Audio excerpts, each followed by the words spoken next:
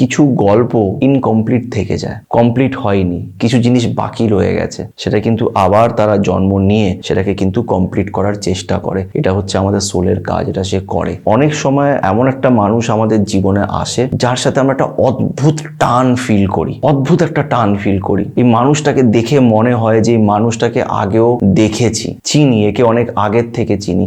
ওর সাথে যখন তুমি থাকবে বা সাথে ঘুরছো, তুমি দেখবে অনেক দৃশ্যই তোমার এরকম মনে হবে যে এই দৃশ্যটা ওর সাথে আমি আগেও দেখেছি, এই জিনিসটা আমি আগেও হয়তো কোথাও করেছি, বা এটা কিন্তু নতুন নয়। তোমার এই জিনিসগুলো কিন্তু মনে হবে। যারা পাস্ট লাইফ কানেক্টেড থাকে তারা সহজে আলাদা হয় না, তাদের আলাদা করাটা খুব কঠিন। আজকের এই ভিডিওটা শুরু করবার আগে আমি তোমাদের কাছ থেকে জানতে চাই যে তোমরা কতজন এই পাস্ট লাইফে বিশ্বাস করো, আগের জন্মের কথা তোমরা বিশ্বাস করো। আমাকে প্লিজ একটু কমেন্ট করে জানিও।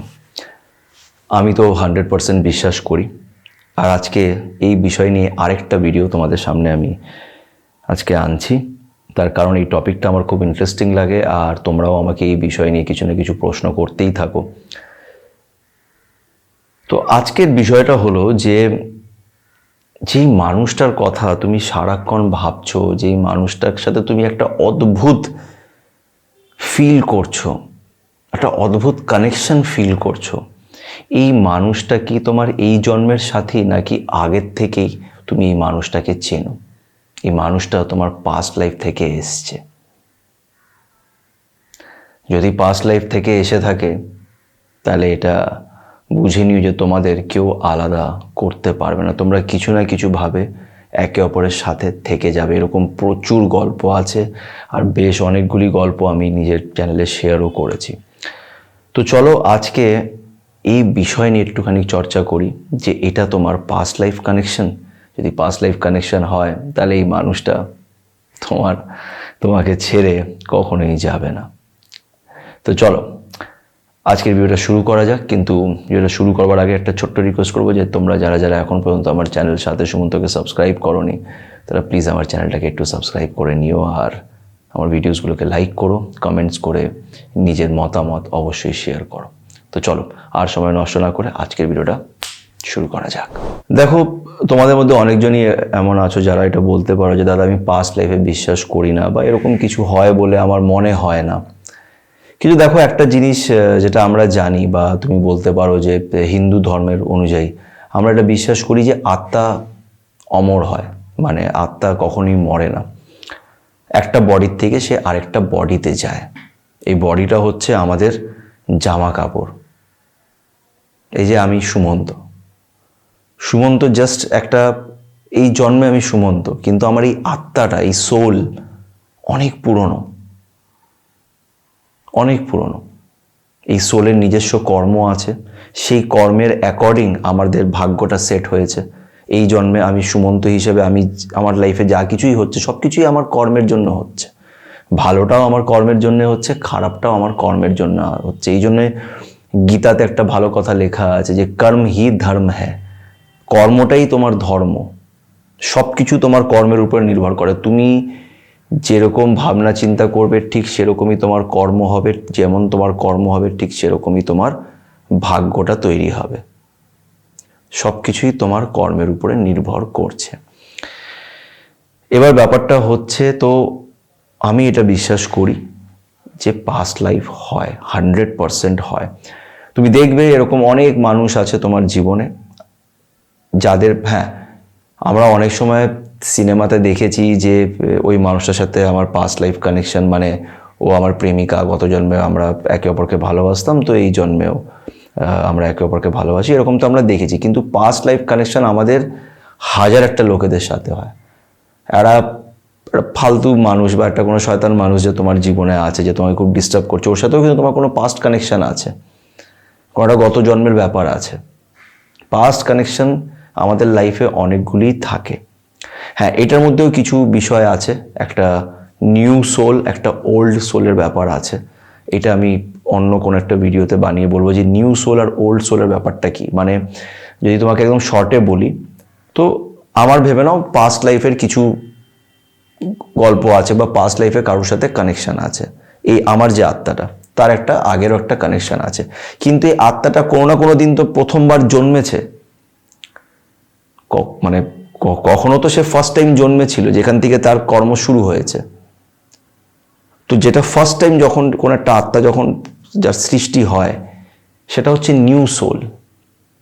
আর ওল্ড সোল মানে তারা আগেও জন্মেছে আবার জন্মাচ্ছে, কিন্তু কোনো না কোনো সময় প্রথমবার জন্মেছে, যখন প্রথমবার জন্মায় মানে অনেকজন হয়তো এই বছরই নতুন সোল যাদের জন্ম হয়েছে।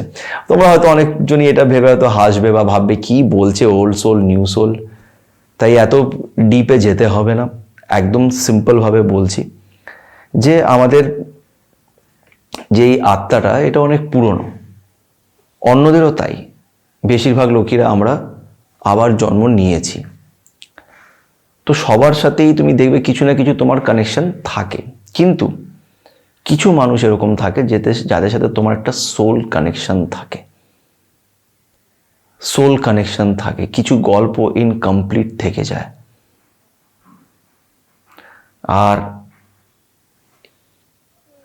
আমাদের এই সোলটা না একটা সাইকেলের মতন করে নিজের টাস্কটাকে কমপ্লিট করে, মানে নিজের কর্মটাকে সে কমপ্লিট করে, সে কমপ্লিট করেই ছাড়বে।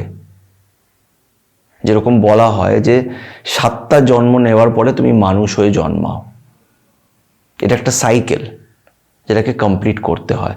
ঠিক সেরকমই কিছু গল্প ইনকমপ্লিট থেকে যায়, কমপ্লিট হয়নি, কিছু জিনিস বাকি রয়ে গেছে, সেটা কিন্তু আবার তারা জন্ম নিয়ে সেটাকে কিন্তু কমপ্লিট করার চেষ্টা করে। এটা হচ্ছে আমাদের সোলের কাজ, এটা সে করে। একটা সোলের একটা সোল পারপাস থাকে, সেই সোল পারপাসটাকে সে পুরো করে। তো পাস্ট লাইফ কানেকশন হয়।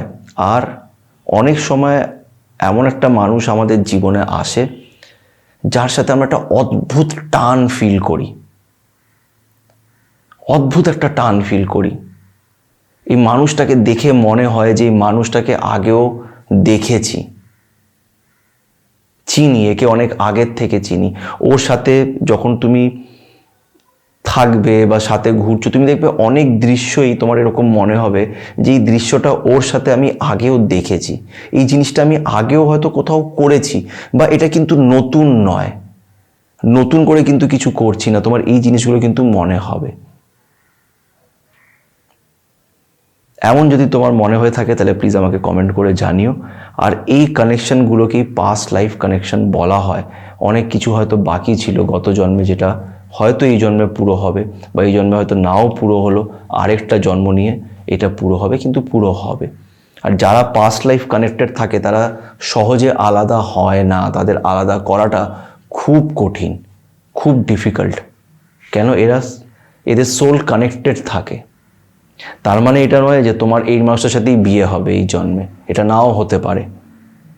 এটা সব কিছু তোমার কর্মের উপর নির্ভর করছে। তোমার কর্ম যতটা ভালো থাকবে অতটা তোমরা তাড়াতাড়ি এই জিনিসটা, এই সাইকেলটাকে কমপ্লিট করবে।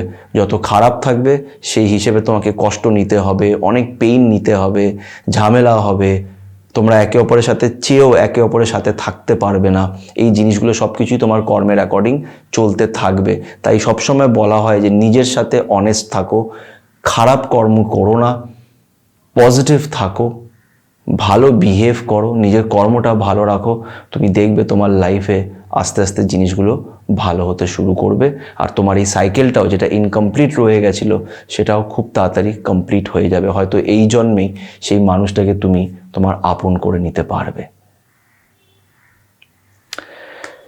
তো এটা একটা পাস্ট লাইফের ভিডিও, যেটা আমি অনেকদিন ধরেই আমার ইচ্ছে ছিল এই বিষয়টা নিয়ে একটুখানি ডিটেলে আরও বলা। আর তোমরাও আমাকে অনেকবার কমেন্ট করে জিজ্ঞেস করেছিলে দাদা আরও এই বিষয়ে আমি ডিটেলে জানতে চাই।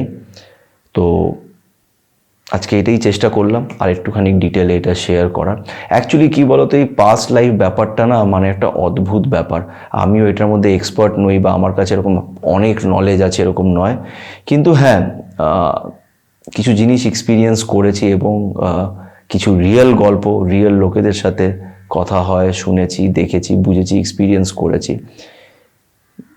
অনেক পড়েওছি এই ব্যাপারটা নিয়ে। তাই এই জিনিসগুলোতে বিশ্বাস করি। আর আমি জানি যে আমাদের একটা পাস্ট লাইফ কানেকশন আছে, কারণ অনেক সময় সেই পাস্ট লাইফের মানুষটা আমাদের জীবনে এসে আমাদের জীবনটাকে পাল্টে দেয়। আশা করছি তোমাদের এই ভিডিওটি ভালো লেগে থাকবে। যদি সত্যি ভালো লেগে থাকে তো প্লিজ একটা লাইক দিও, আর আমার চ্যানেল সাথে সুমন্তকে অবশ্যই সাবস্ক্রাইব করো। ভালো থেকো।